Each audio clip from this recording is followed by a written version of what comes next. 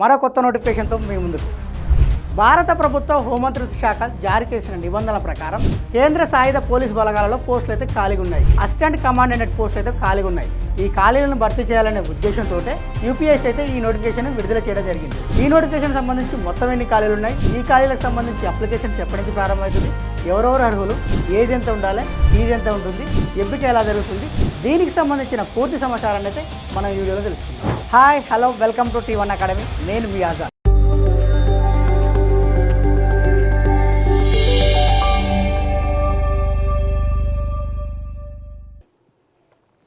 UPSC అంటే union public service commission. నేను ప్రతి క్లాసులో చెప్తాను ఏమని అంటే ఏదైనా ఒక సంస్థ నుండి నోటిఫికేషన్ వస్తే ఆ నోటిఫికేషన్కు అప్లికేషన్ చేసుకోవడానికంటే ముందు అసలు ఆ నోటిఫికేషన్ ఏ సంస్థ నుండి వచ్చింది, దాని యొక్క పూర్వపరాలను తెలుసుకున్న తర్వాతనే ఆ నోటిఫికేషన్కి అయితే అప్లికేషన్ చేసుకోవాలని. మరి ఇప్పుడు ఈ నోటిఫికేషన్ ఏ సంస్థ నుంచి వచ్చింది, అంటే యూపీఎస్సీ నుంచి వచ్చింది. మరి ఈ యూపీఎస్సీ ఎప్పుడు ఏర్పడింది, ఎందుకు ఏర్పడింది, దీని పని ఏంటి, దీనికి సంబంధించిన సమాచారాన్ని తెలుసుకున్న తర్వాతనే ఈ నోటిఫికేషన్కి అయితే అప్లికేషన్ చేసుకోండి. యూపీఎస్సీ ఇది ఎప్పుడు ఏర్పడింది అంటే 1926 అక్టోబర్ 1వ తారీఖు నాడు ఏర్పడింది. అంటే డైరెక్ట్గా దీని పేరు యూపీఎస్ కాదండి. ఇది ఏర్పడినప్పుడు దీని యొక్క పేరు ఏంటంటే పబ్లిక్ సర్వీస్ కమిషన్. అంటే 1926 అక్టోబర్ 1న పబ్లిక్ సర్వీస్ కమిషన్ ఏర్పడింది. ఈ పబ్లిక్ సర్వీస్ కమిషనే అటు తర్వాత ఏమైందంటే 1935 భారత ప్రభుత్వ చట్టం ప్రకారం ఫెడరల్ పబ్లిక్ సర్వీస్ కమిషన్గా రూపాంతరం చెందింది. మరి ఈ ఫెడరల్ పబ్లిక్ సర్వీస్ కమిషను మరి యూపీఎస్గా ఎప్పుడు మారిందంటే 1950 జనవరి 26వ తారీఖు నాడు మారింది. అంటే మనకు భారత రాజ్యాంగం అమల్లోకి వచ్చింది ఎప్పుడు అంటే 1950 జనవరి 26న మనకు భారత రాజ్యాంగం అమల్లోకి వచ్చింది. అంటే భారత రాజ్యాంగం అమల్లోకి వచ్చిన తర్వాత ఈ ఫెడరల్ పబ్లిక్ సర్వీస్ కమిషన్ కాస్త యూపీఎస్గా అంటే యూనియన్ పబ్లిక్ సర్వీస్ కమిషన్గా అయితే రూపాంతరం చెందడం జరిగింది. మరి ఈ యూపీఎస్కి సంబంధించి రాజ్యాంగంలో ప్రస్తావన ఉందా అంటే ఉంది. ఉంటే ఎందులో ఉందంటే భారత రాజ్యాంగంలోని 14వ భాగంలో ఈ యూపీఎస్కి సంబంధించిన ప్రస్తావన అయితే ఉంది. అంటే భారత రాజ్యాంగంలోని 14వ భాగంలోని ఆర్టికల్ 315 నుండి 323 వరకు యూపీఎస్సీ యొక్క నిర్మాణము మరియు దాని యొక్క ఏర్పాటు మరియు దాని యొక్క అధికారాలు, విధుల గురించి అయితే ప్రస్తావించడం జరిగింది. నోటిఫికేషన్ విషయానికి వచ్చేసరికి ఈ పోస్టులకు సంబంధించి అప్లికేషన్ ఎప్పటి నుంచి ప్రారంభమవుతుందంటే ఫిబ్రవరి 20, 2026 నుంచి ప్రారంభమై మార్చి 12, 2026 వరకు అయితే ముగుస్తుంది. మరి ఈ నోటిఫికేషన్ సంబంధించి మొత్తం ఎన్ని ఖాళీలు ఉన్నాయంటే 349 ఖాళీలు ఉన్నాయి. ఈ ఖాళీలన్నీ ఏ డిపార్ట్మెంట్లో ఉన్నాయంటే మన దేశాన్ని రక్షించే 5 సాయుధ బలగాలు ఏవైతే ఉన్నాయో ఆ 5 సాయుధ బలగాల్లో ఉన్నాయి. ఒకటి వచ్చేసి బీఎస్ఎఫ్, 2 సిఆర్పిఎఫ్, 3 ఐటీబీఎఫ్, 4 ఎస్ఎస్బి, 5 సిఐఎస్ఎఫ్. ఈ 5 విభాగాలలో మొత్తం ఖాళీలు వచ్చేసి 349. అదే బీఎస్ఎఫ్ ఒక్క దాంట్లో చూసుకుంటే 108 ఖాళీలు, సిఆర్పిఎఫ్లో చూసుకుంటే 106 ఖాళీలు, ఐటీబీఎఫ్లో చూసుకుంటే 12 ఖాళీలు, ఎస్ఎస్బిలో తీసుకుంటే 53 ఖాళీలు, సిఐఎస్ఎఫ్లో తీసుకుంటే 70 ఖాళీలు అయితే ఉన్నాయి. మొత్తం వచ్చేసి 349 ఖాళీలు. అసలు ఈ బీఎస్ఎఫ్, సిఆర్పిఎఫ్, ఐటీబీఎఫ్, ఎస్ఎస్బి, సిఐఎస్ఎఫ్ అంటే ఏంటి? అసలు ఏమిటికి ఉపయోగపడతాయి అంటే బీఎస్ఎఫ్ అంటే బార్డర్ సెక్యూరిటీ ఫోర్స్. ఇది ఏం చేస్తుందంటే ఇప్పుడు మన భారతదేశానికి భూ సరిహద్దు ఉన్న దేశాలు ఎన్ని ఉన్నాయంటే 7 ఉన్నాయి. ఏంటి అంటే 1 పాకిస్తాన్, 2 బంగ్లాదేశ్, 3 చైనా, 4 నేపాల్, 5 భూటాన్, 6 మయన్మార్, 7 ఆఫ్ఘనిస్తాన్. ఈ 7 కూడా మన భూ సరిహద్దు దేశాలు. ఇంకా 2 దేశాలు ఉన్నాయి, సముద్ర సరిహద్దు దేశాలు కూడా ఉన్నాయి. ఏంటి అంటే మాల్దీవులు మరియు శ్రీలంక. మరి ఇప్పుడు పాకిస్తాన్, బంగ్లాదేశ్, చైనా, నేపాల్, భూటాన్, మయన్మార్, ఆఫ్ఘనిస్తాన్ ఇవి భూ సరిహద్దు గల దేశాలు. మరి ఇక్కడ ఉన్న కేంద్ర సాయుధ బలగాలని చెప్పుకున్నాం కదా మనం ఇందాక. ఈ కేంద్ర సాయుధ బలగాల్లో ముఖ్యమైన 5 బీఎస్ఎఫ్, సిఆర్పిఎఫ్, ఐటీబీఎఫ్, ఎస్ఎస్బి, సిఐఎస్ఎఫ్. మరి ఇవి ఏం పనిచేస్తాయి, ఎక్కడెక్కడ పనిచేస్తాయి అంటే ఇప్పుడు బీఎస్ఎఫ్ ఉంది, బార్డర్ సెక్యూరిటీ ఫోర్స్. ఇది ఎక్కడ పనిచేస్తుందంటే పాకిస్తాన్ మరియు బంగ్లాదేశ్ సరిహద్దులో కాపలా ఉండే ఫోర్స్ ఏదంటే ఈ బీఎస్ఎఫ్ ఫోర్సే. అంటే బీఎస్ఎఫ్లో నియామకం జరుగుతుందంటే దాని అర్థం ఏంటంటే పాకిస్తాన్, బంగ్లాదేశ్ సరిహద్దులో సెక్యూరిటీ లేదు కాబట్టి ఆ సెక్యూరిటీని ఫిలప్ చేయాలనే ఉద్దేశంతో ఈ ఖాళీలను ఫిలప్ చేసి ఈ బీఎస్ఎఫ్ ద్వారా ఇక్కడనైతే నియమించడం జరుగుతుంది. Central reserve police force. మరి ఆ సిఆర్పిఎఫ్ ఎందుకంటే ఇది మన భారతదేశంలో ఎక్కడైతే అశాంతి ఎక్కడైతే ఉందో అక్కడ శాంతి నెలకొల్పడం కోసం, అంటే శాంతి భద్రతలను కాపాడడం కోసం ఈ సిఆర్పిఎఫ్ అయితే ఉంది. ఉదాహరణకి మన తెలంగాణ మూమెంట్ ఉంది. అప్పుడు తెలంగాణ మూమెంట్ ఉధృతంగా జరుగుతుంది.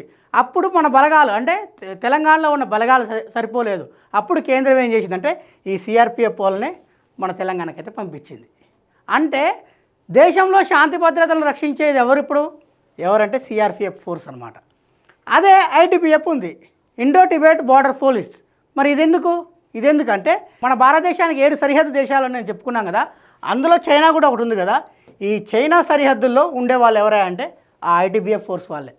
అంటే చైనా వాళ్ళు మన దేశంలోకి రాకుండా కాపాడేది ఎవరంటే ఈ ఐటీబీఎఫ్ వాళ్ళే. మరి ఎస్ఎస్బి ఉంది. ఎస్ఎస్బి అంటే సశస్త్ర సీమా బల్. మరి ఇదేం చేస్తుంది అంటే అదే సరిహద్దు దేశాల్లో మరో 2 దేశాలైన నేపాల్, భూటాన్ ఉంది కదా. ఈ నేపాల్, భూటాన్ సరిహద్దు ఉండేటోళ్ళు ఎవరంటే ఈ సశస్త్ర సీమా బల్ అనే ఫోర్స్ మాత్రమే ఈ నేపాల్, భూటాన్లో ఉంటుంది. మరి చివరగా CISF, central industrial security force. మరి వీళ్ళు ఎక్కడ ఉంటారంటే భారతదేశంలో పరిశ్రమలు కానీ, విమానాశ్రయాలు కానీ, మెట్రోలు కానీ ఎక్కడైతే ఉన్నాయో అక్కడ రక్షణ ఇచ్చేది ఎవరంటే ఈ సిఐఎస్ఎఫ్ వాళ్ళే. ఉదాహరణకి మన హైదరాబాద్లో మెట్రో ఉంది. మరి హైదరాబాద్లో మెట్రోలో మన తెలంగాణ పోలీసులు ఉంటారు అనుకుంటారా? ఉండరు. ఎవరుంటారంటే ఈ సిఐఎస్ఎఫ్ వాళ్ళు ఉంటారు. అంటే సిఐఎస్ఎఫ్ వాళ్ళు విమానాశ్రయాల్లోనూ, మెట్రోలలోనూ మరియు ఎక్కడైతే భారత ప్రభుత్వానికి సంబంధించిన పరిశ్రమలు ఉంటాయో అక్కడ రక్షణగా ఉండేది ఎవరంటే ఈ సిఐఎస్ఎఫ్ వాళ్ళే, అంటే సెంట్రల్ ఇండస్ట్రియల్ సెక్యూరిటీ ఫోర్స్ వాళ్ళే అందులో ఉంటారు. మరి ఈ పోస్టులకు సంబంధించి ఎవరెవరు అర్హులు అంటే ఎవరైతే ఈ పోస్టుకు అప్లికేషన్ చేసుకోవాలనుకుంటారో వాళ్ళు ఖచ్చితంగా భారతీయ పౌరుడై ఉండాలి. భారతీయ పౌరుడితో పాటు నేపాల్, భూటాన్ దేశానికి చెందిన వాళ్ళు కూడా కొన్ని నిబంధనలను అనుసరించి వాళ్ళు కూడా అర్హులే. మరి ఈ పోస్టులకు సంబంధించి ఏజ్ ఎంత ఉండాలంటే కనీస వయసు వచ్చి 20 సంవత్సరాలు, గరిష్ట వయసు వచ్చి 25 సంవత్సరాలు. ఎప్పటికీ అంటే ఆగస్టు 1వ తారీఖు 2026 నాటికి 20 సంవత్సరాల నుండి 25 సంవత్సరాల మధ్యలో ఎవరైతే ఉంటారో వాళ్ళందరూ కూడా ఈ పోస్ట్కి అయితే అప్లికేషన్ చేసుకోవచ్చు. అంతేకాకుండా ఇక్కడ ఒక పాయింట్ మెన్షన్ చేశాడు. ఏంటి ఆ పాయింట్ అంటే ఆగస్టు 2, 2001 నుండి ఆగస్టు 1, 2006 మధ్యలో ఎవరైతే జన్మిస్తారో వాళ్ళు మాత్రమే ఈ పోస్ట్కి అయితే ఎలిజిబుల్. ఉదాహరణకి ఆగస్టు 1, 2001 నాడు జన్మించాడు ఒక వ్యక్తి, ఆయన ఈ పోస్ట్కి ఎలిజిబులా అంటే కాదండి. ఎందుకు కాదంటే ఇక్కడ నోటిఫికేషన్లో మనకు క్లియర్గా మెన్షన్ చేశాడు. ఏమని? ఆగస్టు 2, 2001 నుండి ఆగస్టు 1, 2006 మధ్యలో ఎవరైతే జన్మిస్తారో వాళ్ళు మాత్రమే అర్హులు. అంతకు ముందు జన్మించినా అంతకు తర్వాత జన్మించినా అర్హులైతే కాదు. మరి ఈ పోస్టుకు సంబంధించి ఏజ్ రిలాక్సేషన్ ఉంటుందా అంటే ఉంటుంది. ఎంత ఉంటుందంటే ఎవరైతే ఈ పోస్టుకు, అంటే ఎస్సీ వాళ్ళు ఈ పోస్టుకు అప్లికేషన్ చేసుకుంటే వాళ్ళకు వచ్చేసి ఏజ్ రిలాక్సేషన్ 5 సంవత్సరాలు, ఎస్టీ వాళ్ళు చేసుకుంటే వాళ్ళకు వచ్చేసి ఏజ్ రిలాక్సేషన్ 5 సంవత్సరాలు, ఓబీసీ వాళ్ళకు వచ్చేసి 3 సంవత్సరాల ఏజ్ రిలాక్సేషన్ అయితే ఉంటుంది. మరి ఈ పోస్టుకు సంబంధించి ఎడ్యుకేషనల్ క్వాలిఫికేషన్ ఏంటి? ఎడ్యుకేషనల్ క్వాలిఫికేషన్ విషయానికి వచ్చేసరికి ఎవరైతే ఈ పోస్ట్కి అప్లికేషన్ చేసుకోవాలనుకుంటారో వాళ్ళు ఖచ్చితంగా ఏదైనా గుర్తింపు పొందిన యూనివర్సిటీ నుంచి డిగ్రీ అయితే పాస్ అయి ఉండాలి.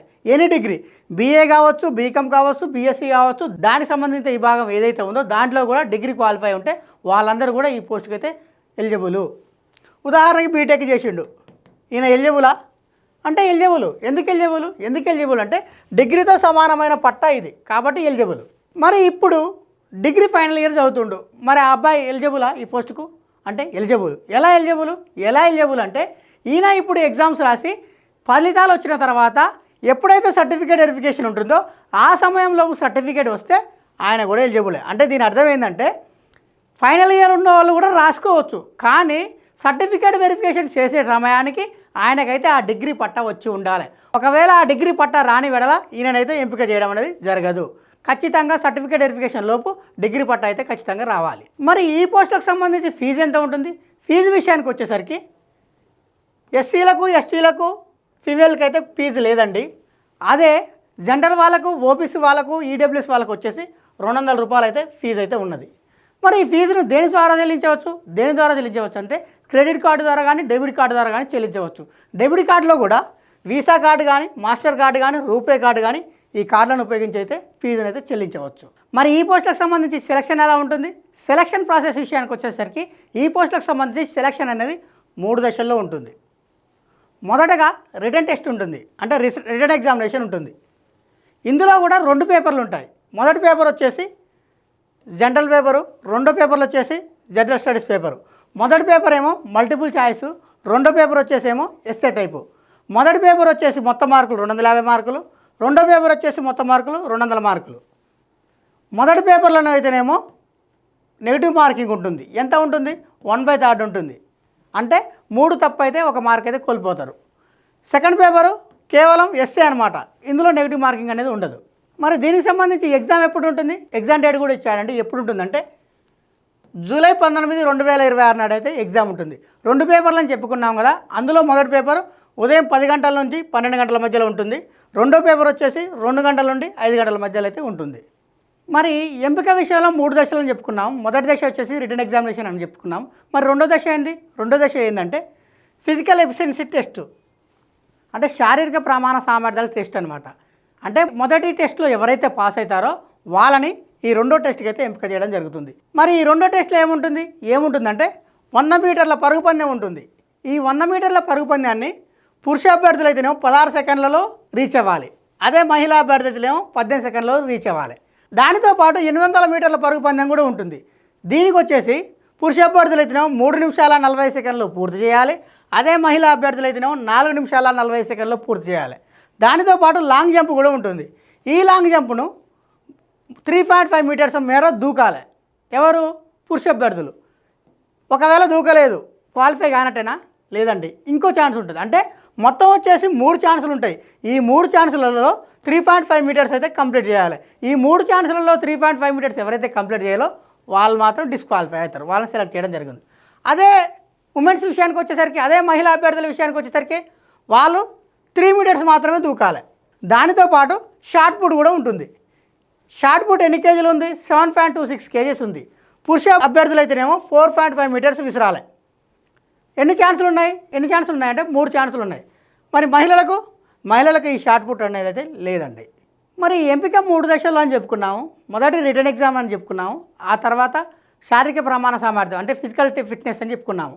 ఆ 2 ఎవరైతే పాస్ అవుతారో వాళ్ళని వచ్చేసి ఈ ఇంటర్వ్యూకి అయితే సెలెక్ట్ చేయడం జరుగుతుంది. మరి ఇంటర్వ్యూ ఎన్ని మార్కులు అంటే 150 మార్కులు. అంటే ఆ 2 దశల్లో సెలెక్ట్ అయిన అభ్యర్థులు ఇంటర్వ్యూకి సెలెక్ట్ చేయడం జరుగుతుంది. ఇంటర్వ్యూలో సెలెక్ట్ అయిన అభ్యర్థులను మెడికల్ టెస్ట్కి సెలెక్ట్ చేయడం జరుగుతుంది. ఈ మెడికల్ టెస్ట్ కూడా ఎవరైతే పాస్ అవుతారో వాళ్ళనైతే ఈ జాబ్కి ఎంపిక చేయడం జరుగుతుంది. మరి సెలక్షన్ ప్రాసెస్ వచ్చేసి 3 దశలు అని చెప్పుకున్నాము. ఎంపిక కూడా జరిగిందని చెప్పుకున్నాము.